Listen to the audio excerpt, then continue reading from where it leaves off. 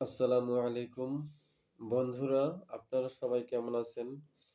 আশা করি সবাই ভালো আছেন। আলহামদুলিল্লাহ আমিও ভালো আছি আপনাদের দোয়ায়। তো আজকে আমি এমন একটি বিষয়ে আলোচনা করব। সেই বিষয়টি হচ্ছে যে আমাদের সমাজে দেখা যায় যে অনেকের স্বামী আপনার অন্য মেয়ের সাথে পরকীয়ায় জড়িত হয়। অন্য মেয়েদের সাথে সম্পর্কে জড়ায় যায়, অবৈধ সম্পর্ক যেটা। তো সেখান থেকে সেই সংসারে সুখ বা শান্তি কিছুই হয় না।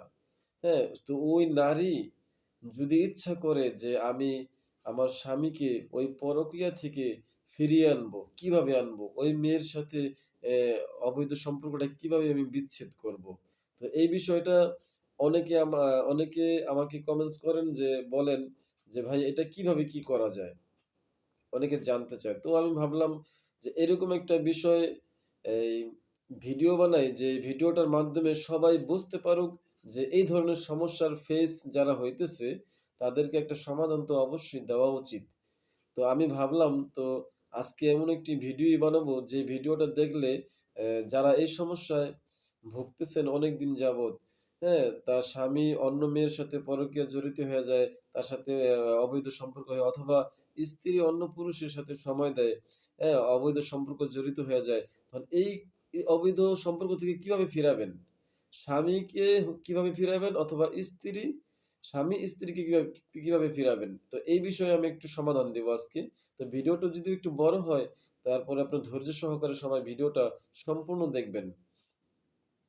তো আমি সংক্ষিপ্ত আকারে যে নিয়মটা আমি শর্টকাটে, যেটা করলে শর্টকাটে হয়ে যাবে, হ্যাঁ?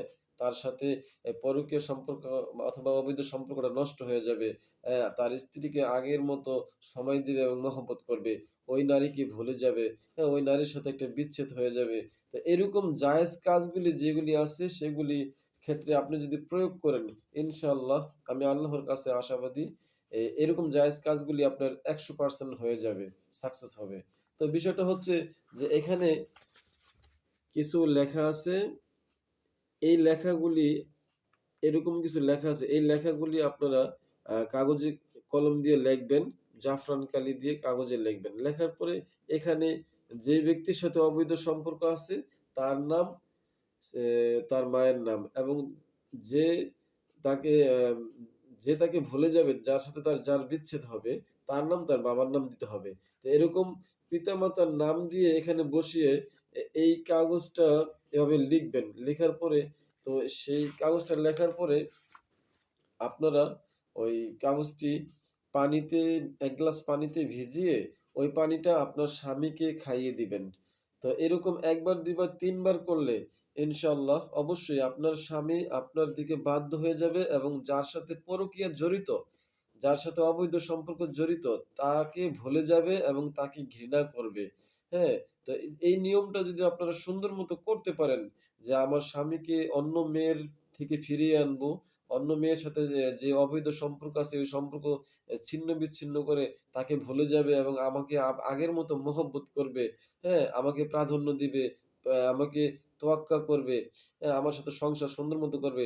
তাহলে আপনারা, যেই নারীরা এই সমস্যাটা ভুগতেছেন তারা এই কাজটা করেন। একবার করেন, দেখবেন যে উপকার পেয়ে যাবেন।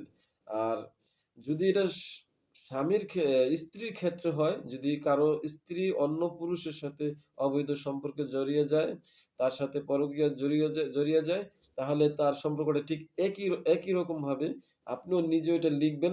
জাফরান কালি দিয়ে লিখে পিতামাতার নাম বসিয়ে দিয়ে আপনার পানিতে ভিজিয়ে এই কাগজটি আপনার স্ত্রীকে খাইয়ে দিবেন। ইনশাআল্লাহ অবশ্যই ওই ছেলের সাথে অবৈধ সম্পর্ক, আপনার স্ত্রীর অবৈধ সম্পর্কটা নষ্ট হয়ে যাবে, এবং পুনরায় আপনার সাথে মহব্বত এবং মিল হয়ে যাবে এবং সংসার সুন্দর মতো করবে। তো এই নিয়মটা এই সমাজে অনেক দেখতেছি যে অনেকের স্বামী অন্য মেয়েদের সাথে সম্পর্কে জড়ায় যায়, অবৈধ সম্পর্কে।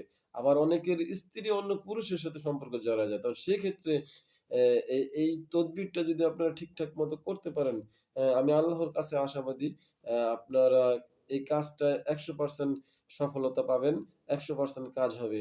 তো এই তদবিরের যে নিয়মটা বললাম, তো এই তদবির নিয়মটা যদি কারো ভালো লাগে অথবা কেউ যদি নিজে না করতে পারেন, তাহলে স্ক্রিনে দেওয়া নাম্বারে আমার সাথে যোগাযোগ করবেন।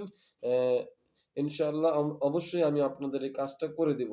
হ্যাঁ, জায়েজ কাজগুলি যেগুলি আছে, আল্লাহর রহমতে জায়েজ কাজগুলি খুব দ্রুত হয়ে যায়। এটি আল্লাহর ইশারায় হয়, আল্লাহর পক্ষ থেকে হয়।